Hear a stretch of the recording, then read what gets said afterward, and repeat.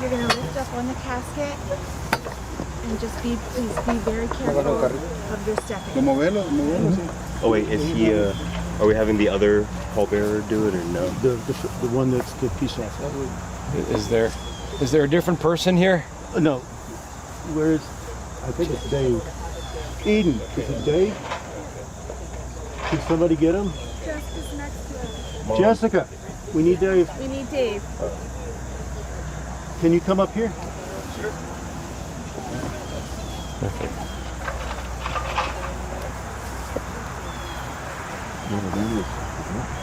So lift up, side step, and please place the casket on the rolling device.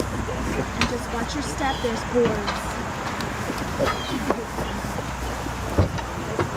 Thank you, gentlemen. Oh, thank you.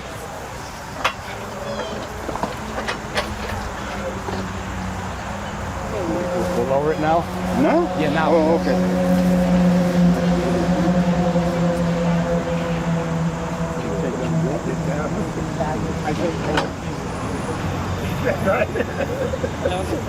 This one is a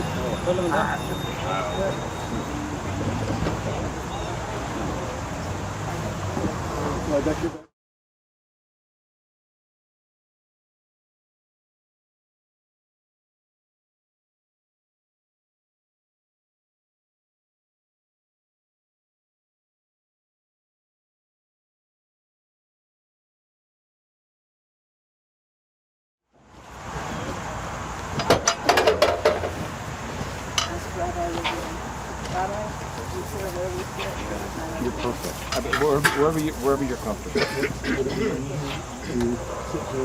Anywhere you want. You're totally here.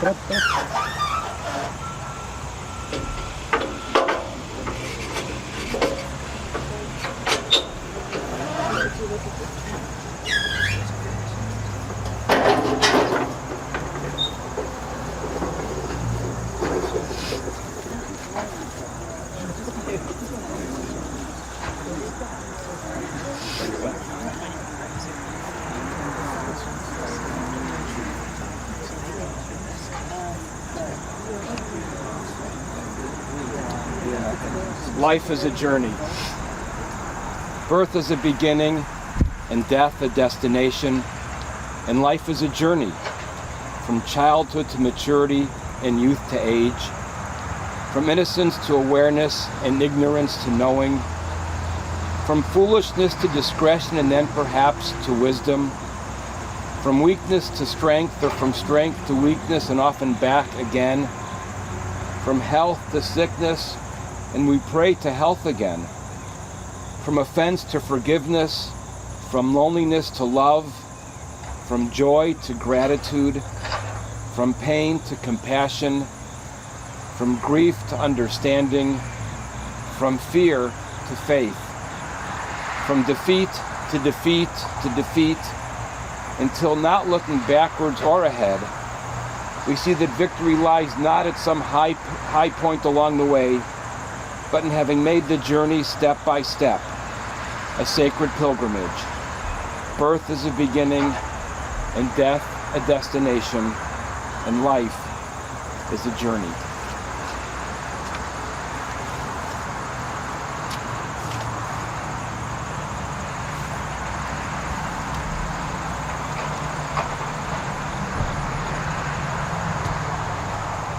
Adonai ma'adam v'teda'ehu ben enosh v'tach shevehu.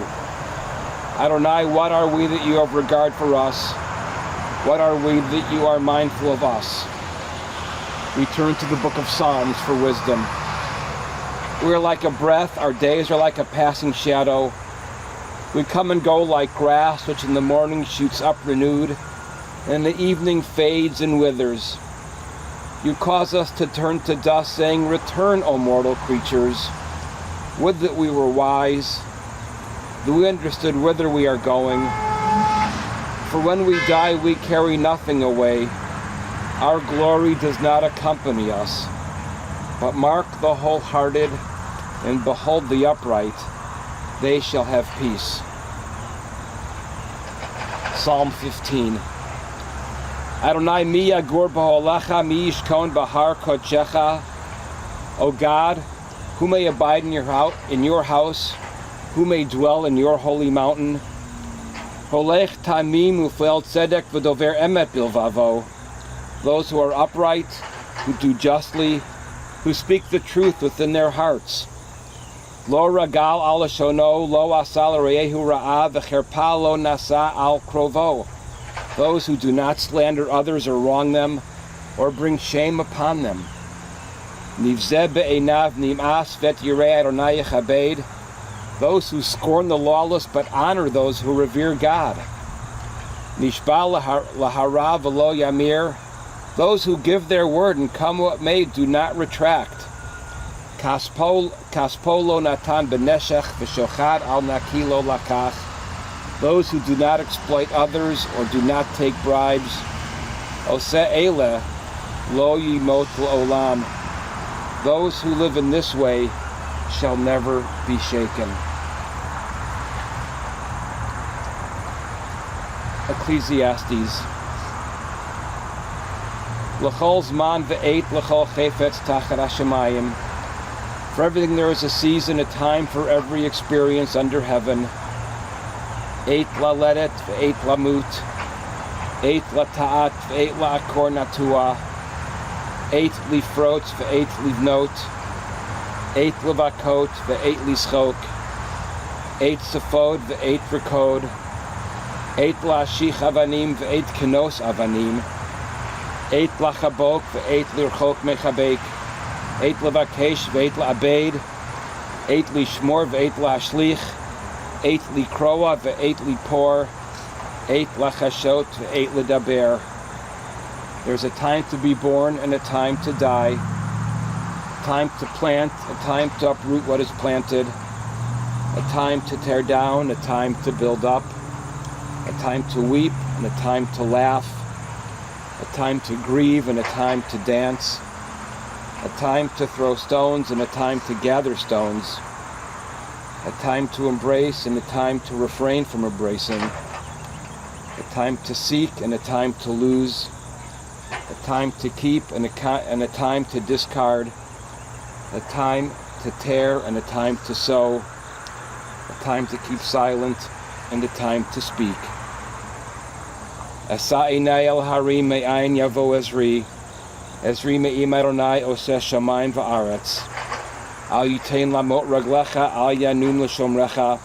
Hine lo yanum v'lo yishan shomer Yisrael. Adonai shomrecha, Adonai tzilcha al yad yaminecha. Yomam hashemesh lo yakeka v'yareach balayla. Adonai yishmarcha mikol ra yishmor et nafshecha. Adonai yishmar tzedchacha Tzeitecha boecha me'ata v'ad olam. I lift my eyes to the mountains. What is the source of my help? My help comes from God, maker of heaven and earth. God will not let your foot give way. Your protector will not slumber. See, the watcher of Israel neither slumbers nor sleeps. God is your guardian. God is your protector at your right hand. The sun will not strike you by day, nor the moon by night. God will guard you from all harm. God will guard your soul, your coming and going, now and forever. We say at a service such as this, it's a time to speak, as I read from the book of Ecclesiastes. And now we'll hear someone speak. Someone who loved his uncle. I'd like to invite Dan Froman from Chicago.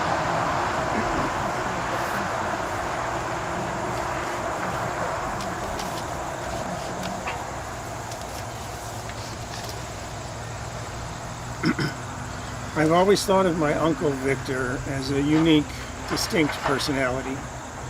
His analytic, scientific mind and manner could manage large amounts of esoteric nomenclature and vast data sets, but he could sway into the rigid or uncompromising. He was curious and had wide-ranging cultural and intellectual interests, but he could be contrary and combative, even prickly, as some of his colleagues have lovingly mentioned. If he disagreed, felt something was unjust, or simply not to his liking. He was also a sensitive, generous, loving person, willing to cheer and encourage others. Some of Victor's more difficult early moments were recorded in loving family stories.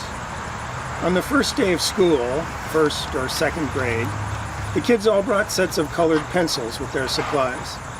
At the end of the day, the teacher told them to leave their pencils in their desks so they would be there for the next day. But Victor wanted to take his home. They were his pencils, and he saw no reason he shouldn't be able to take them with him. There was argument, probably shouting, certainly tears and thrashing about. Whether Victor intended to kick the teacher or it was just an accident as he wrestled with her was not clear.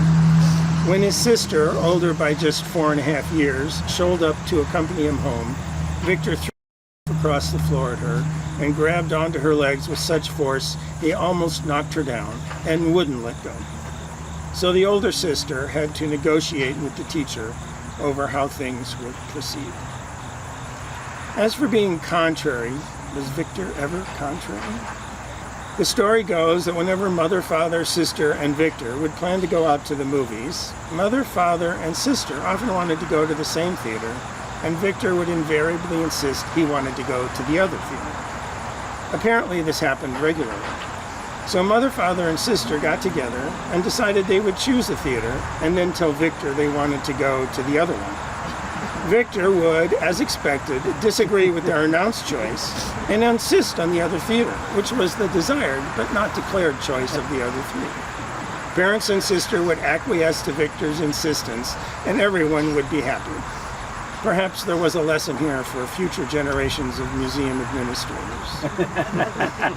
My uncle took me into his basement and showed me what seemed like acres of neat rows of metal shelving filled with glass jars, many unimaginably large, holding some rather bizarre-looking marine creatures. He told me stories of his early collecting expeditions. He took me out for paella served with flamenco guitar and dancing. He went with me to see Waiting for Godot. We shared a love for stamp collecting and classic Japanese prints. He told me all about his bees. He took a real interest in who I was, who I might be, and encouraged me to explore. These last few years, I spoke with my uncle almost weekly.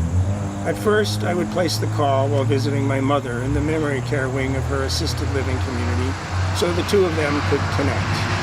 Victor was always patient and understanding with his older sister as she rambled, repeated herself, or just made no sense. Gradually, as my mother became less able to even fake the semblance of a conversation, I would report to Victor how his sister was doing, and we would share what was going on in our respective lives. If I missed a call for a few days, he would call just to check in and make sure. The last couple of years were especially hard on Vic.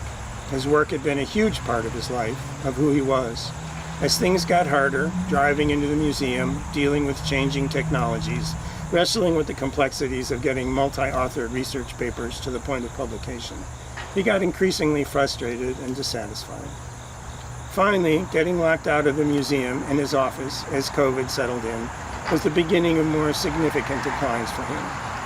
Eventually, he acknowledged that his time at the museum was over, but he never really reconciled himself to the end of his career. As we talked week after week, he would mention the work he hadn't finished, projects he never got to, or he would mention a particular novice-friendly publication of his and ask if I had read it. He always made sure his sister's family knew about and had a copy of the work he produced. The side tables and buffets in his apartment were covered with copies of his scientific publications laid out for display.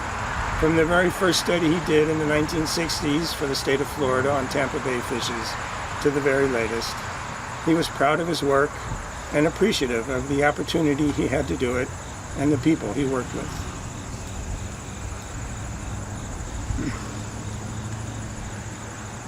I will miss our weekly chats, his avowed devotion to his big sister, his opinions on things personal, professional, and societal, and his tears when something unexpectedly touched a tender spot.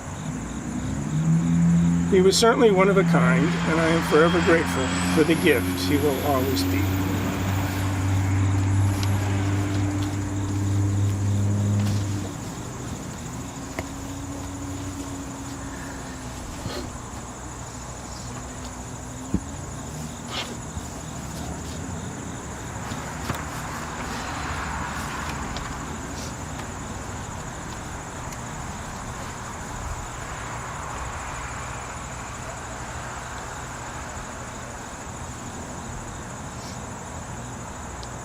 Vic Springer was a highly regarded and world-renowned ichthyologist.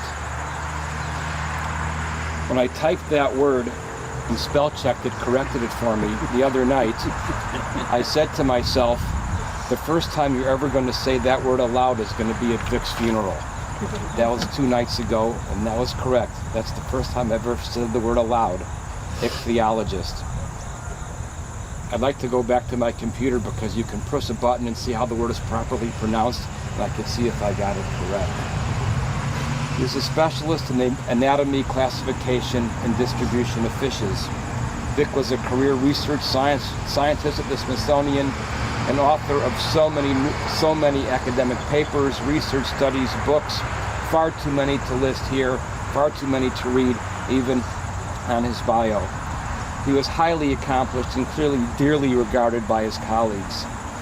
His contributions to his chosen fields of study required the explanation of an expert, but one has only to see how his professional colleagues celebrated his career at the Smithsonian to see both the scientist he was as well as the person. You can actually go online and see testimonials, thank you notes, photos, sketches of all kinds from the people he worked most closely with, as well as scientists from far afield across the globe. In fact, yesterday Jessica sent me a collection of messages that she'd received in the last couple of days from people literally all around the world, scientists who worked with him, who admired his work and his research, who learned from him. The book on the website is rather amazing to go through. He clearly treated everyone he worked with courtesy and respect. It seems that he was a regular at a morning coffee clutch that solved the world's problems. The world somehow remained unaware of their solutions. And the photos showed that Vic knew how to have a good time. There was seemingly a hat that Vic wore for every occasion. Finally, Vic is more than one-sided as the best teacher many students ever had.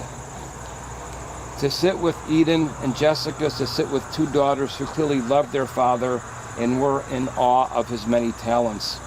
His sons-in-law, Robert and Waldemar, remember him as a great storyteller. He met his wonderful wife, Shirley, who he will lay next to in eternity on a blind date, courtesy of the older sister in Chicago, who had just learned about from Dan in Chicago, from Chicago. Vic in those days was intent on meeting someone, so would travel regularly to Chicago in order to meet his sister, whoever his sister had lined up for the weekend that Vic was visiting. The fourth or fifth time, I forget the exact number, turned out to be the charm, as his sister Cecilia had somehow connected with Shirley through a tip from a hairdresser or something like that, but that story became a little bit too complicated for me to follow. But Cecilia was definitely involved. Shirley and Vic went on to build a beautiful and loving life in Alexandria, where they raised their two wonderful daughters and became linchpin members of our own Temple Micah community. Vic was detail-oriented and meticulous researcher, but you don't have to be a scientist to realize that or appreciate the enormity of it. Just go to the lovely apartment in Alexandria and look at those notebooks. Vic assembled several thick notebooks that tell not only his story of his academic and scientific research, but they tell his family story going back to 19th century Austria. You can thumb through the pages and see the story of when his father, Leon, came to this country on his own as a teenager in 1913. Almost immediately upon entering the United States, Leon joined, that is Vic's father, the United States Army the very year he arrived. The story being that he lied about his age. He was 17 at the time, and Vic's research notebooks preserved the story of his father's adventures, or at least some of them. We learn anyhow that his father served in the Army in the war with Mexico, and then in Europe in World War I under General Pershing. Leon married Vic's mother, Ray, also a young immigrant, and they came to settle in Jacksonville, where, living by the St. Johns River, Vic developed a passion for all things related to water. His ultimate career took him from Emory University as an undergraduate, where he realized that a career in medicine was not for him because of his disagreement with the sight of blood.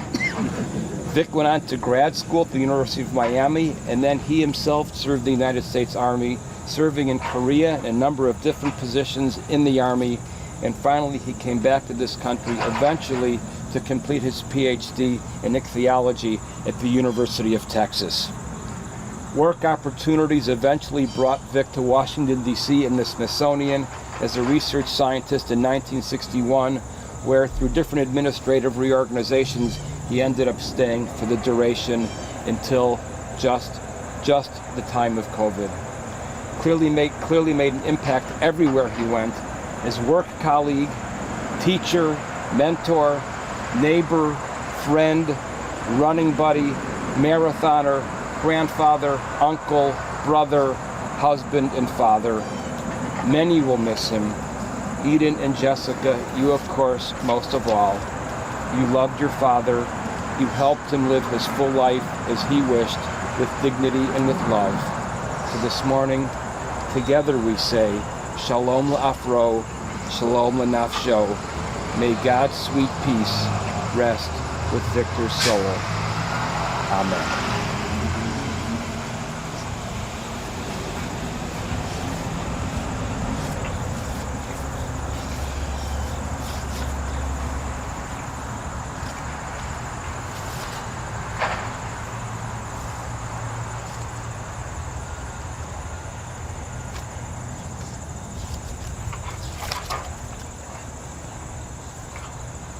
Adonai ro'i lo achsar, binot deshe yarbitzeni, al mel menuchot yenahaleni nafshi yishovev, yancheni v'maglei tzedek lema'an shmo, gam keilech begeit salmavet lo irara ki ata imadi, shivtecha mishantecha hema yenachamuni, taroch lefanai shelcha neged solarai, dishanta v'shemen roshi kosi revaya, Ach tov v'chesed yirdefuni kol yemei chayai, v'shavti b'veit Adonai la'orech yamin. The Lord is my shepherd, I shall not want. He maketh me to lie down in green pastures. He leadeth me beside the still waters. He restoreth my soul. He guideth me in straight paths for his name's sake. Yea, though I walk through the valley of the shadow of death, I will fear no evil, for thou art with me. Thy rod and thy staff, they comfort me. Thou preparest a table before me in the presence of my enemies. Thou hast anointed my head with oil, my cup runneth over. Surely goodness and mercy shall follow me all the days of my life, and I shall dwell in the house of the Lord forever.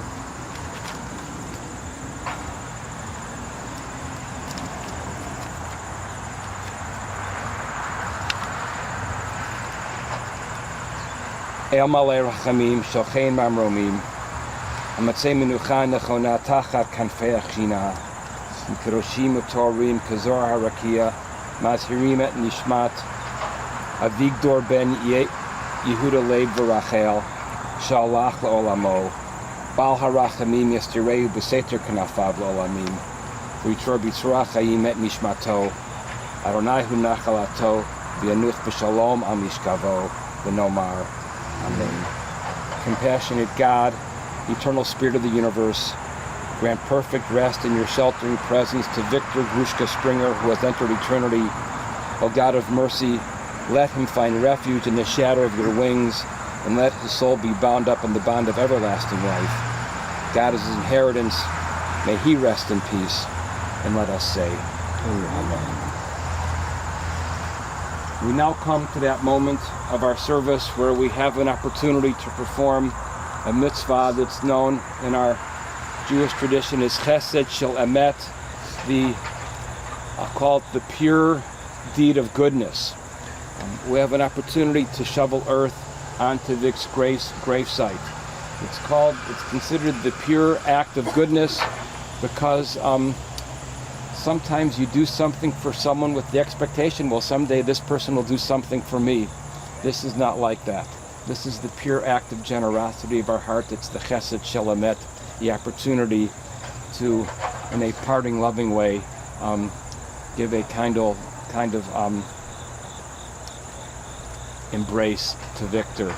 So we have a couple of shovels here. We have to kind of maybe walk around the gravesite, but we'll be careful.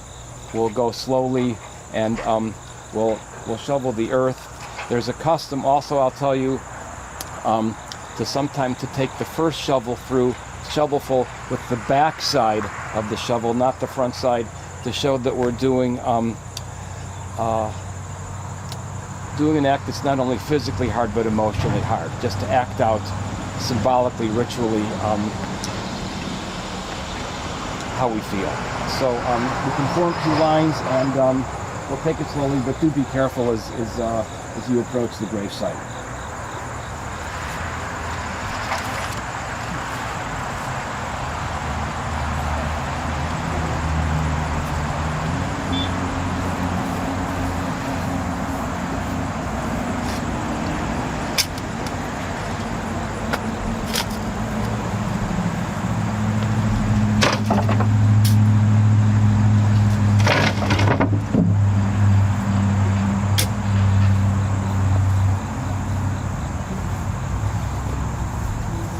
And if you want, some of you can come from this way as well.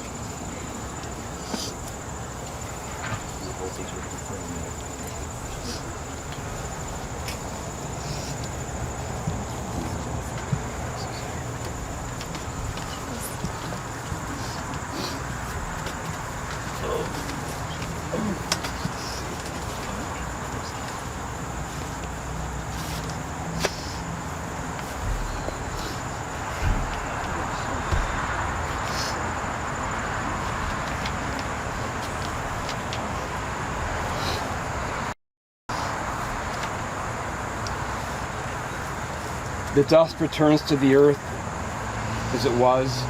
The spirit returns to God who gave it. There's only the house of the spirit which we now lay within the earth. The spirit itself can never die. Receive in mercy this, O God, the soul of our departed Vic Springer. Grant him that everlasting peace which you have prepared for us in the world to come. When no human eye has seen, nor ear has heard, nor mind has grasped it, still it is our sure inheritance, our everlasting portion. Dear God, help us to understand that grief and love go hand in hand. The pain which loss inflicts is the measure of a love stronger than death. Though we cry in the anguish of our hearts, may we be like children who know their parent is near, who cling unafraid to the trusted hand. In the Spirit, O God, do we commit all that is precious to us to your keeping, as we repeat now words hallowed by generations, as we now rise for the mourner's Kaddish. Yitgadal, Yitgadash, Shmei Rabbah, V'yoma Divra, Chirutei, V'yamlich, Malchutei, V'chayechon, V'yomechon, V'chayei, D'chol Beit Yisrael, V'gala, U'bizman Kariv, V'imru Amen. Yehei Shmei Rabbah, Mevarach, Le'olam, Omei Omaya. Yitbarach, V'yishtabach, V'yitoar, V'yitromam, V'yinasei, V'yitdar, V'yithalei, V'yithalal, Shemei D'Kudeshah, B'richu. Leila min kol birchata v'shirata, tushbechata v'nechemata, v'amiran b'yoma v'imru amen. Yeshlomo rabba min shemaya, v'chaim aleinu v'al kol Yisrael v'imru amen. Oseh shalom b'imromav, hu yaseh shalom, aleinu v'al kol Yisrael v'imru amen. May the one who causes peace to reign in the highest of heavens grant eternal peace unto Vic's soul, and may you grant great comfort and peace to those who mourn, as together we say, Amen. This concludes our service for Vic. There's a Jewish ritual way of leaving a gravesite after a burial. It's for the family to stay here. If you're here to comfort the mourners, what I'll ask you to do is to form two lines, maybe where the stairs are, where they're going out of the cemetery. It's customary to people that want to comfort the bereaved to face two lines facing each other, kind of forming an alley. And then the mourners will walk between the two lines, and you'll have a chance to offer your greetings to them. So if you're of the family, you'll stay here for a second, and if you're here to comfort, I'll ask you to simply come this way and make two lines facing each other.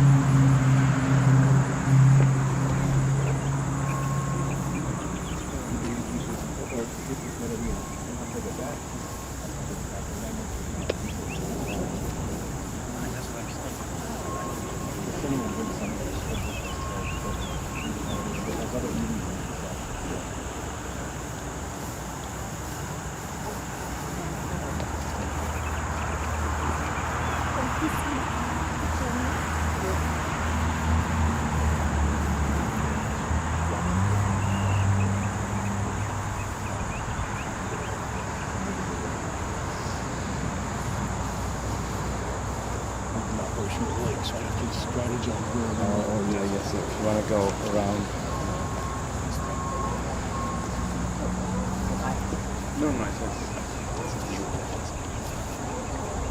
No, you go up the stairs. Go this way. Go back. No need Keep it in the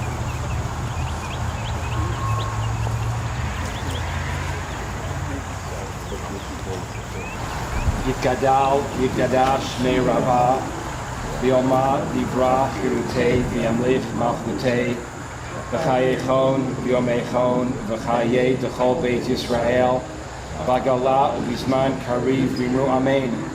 Yehei Shmei Rabba Mevarach Le'olam Omei Omaya. Yitbarach V'yishtabach V'yitoar V'yitromam V'yinasei V'yidar V'yithalei V'yithalal Shemei D'Kudesha B'richu Leila min kol birchata v'shirata tushbechata v'nechemata v'amiran b'yoma v'imru amen. Yishlomo rabba min shemaya v'chayim aleinu v'al kol Yisrael v'imru amen. Oseh shalom b'imromav hu yaseh shalom aleinu v'al kol Yisrael v'imru amen.